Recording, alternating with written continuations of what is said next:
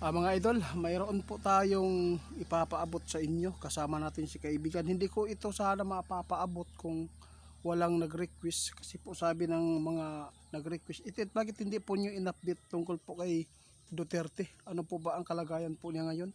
Mga idol, subukan lang po natin itanong sa ating kaibigan kasi hindi ko na sana ito ah, ipapaabot sa inyo dahil ayaw ko talaga na magbigay po ng problema kung ano man po ang nakita ng ating kaibigan. Pero gusto po ninyo na makahingi kayo ng update sa ating kaibigan. Subukan lang natin si kaibigan mga idol kung mayroon silang impormasyon tungkol po sa kalagayan ni Tatay Digong, kung makakabalik po ba siya dito na buhay, kaibigan. Ay, salamat po. Ito po ang pakay ko, kaibigan, tungkol po sa mga tao ba. Ni-request po nila. Bakit daw hindi po daw tayo nagpapaabot sa kalagayan ni Tatay Digong? Kumusta po ba? Mayroon po ba kayong impormasyon? Eh, salamat. Guys, mayroon siyang impormasyon mga idol. Kaibigan, kumusta po si Tatay Digong?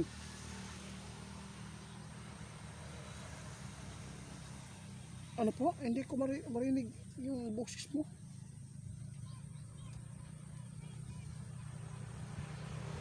Ay, naku po guys. Huwag kayong magulat mga idol ha. Ito po ang update natin po. Ito ang nakita ni kaibigan kay Tatay Digong. Alam po ba ninyo na si Tatay Digong ay payat po siya, at nakita ng ating kaibigan na makakabalik si Tatay Digong na buhay. Yun po ang kanyang nakita ngayon. Sana po kaibigan.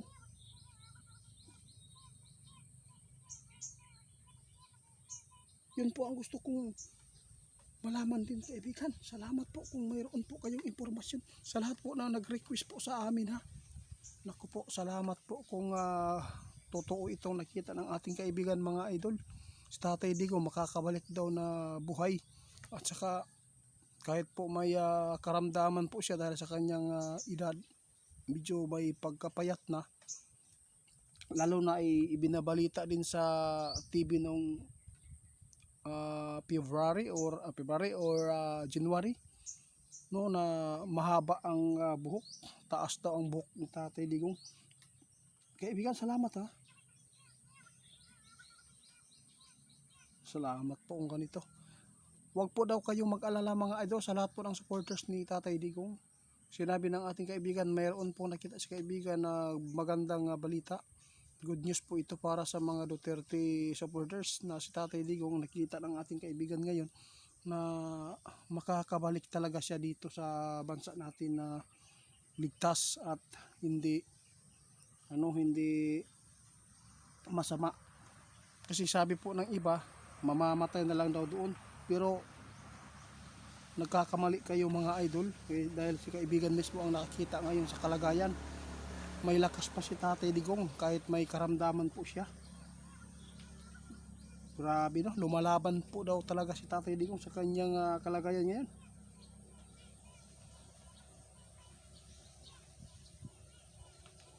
Na, sabi ng ating kaibigan, hindi yan papayag si Tatay Digong na doon siya malagutan ng hininga.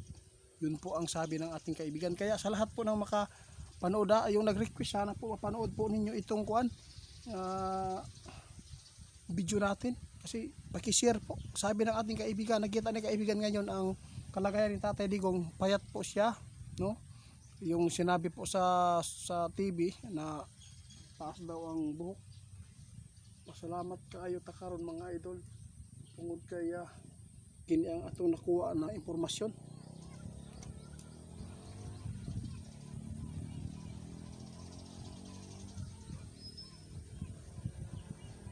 Na, ito ang sabi ng ating kaibigan.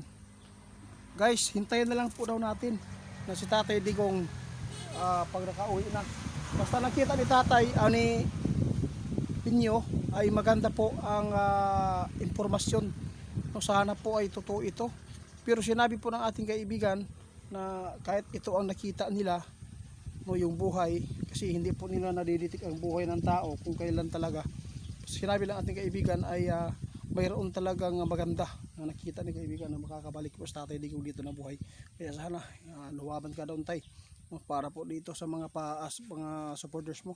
Sa lahat po ng mga nagpaabot sa amin, yung mga iba na mga masila na mga katanungan, pasensya na po kayo, hindi ko matugunan po yung mga idol ha, tungkol po sa files ni Epstein, dahil po gusto po daw nilang malaman na kung sino pong mga taong bulgar dito. Na maghintay na lang tayo sa investigasyon pagkatapos nito mga idol. Pag ito ang imbestigahan, paano na lang po yung mga sarili po natin, mga problema dito na inimbestigahan po dito, hindi na matutukan, iba na naman po ang kanilang para lumusot na naman po ang kanilang mga isyo. Mahirap talaga mga idol kapag ang mahirap ay nahihirapan, lalong mahihirapan. Kaya yung mga mayaman, swerte talaga, lalo na pag may kapangyarihan talaga, yun po ang nakalamang sa kanila. Kasi po kahit masama, pwede po nilang baliktarin yan. Kaya sa lahat ng makapanood, huwag po tayo mawala ng pag-asa. Yung nag-update sa atin, hindi ko sana ito mabanggit pa ang pangalan Tatay Digong dito kung wala pong naghingi ng impormasyon sa kaibigan ko. Kaya ito po, salamat.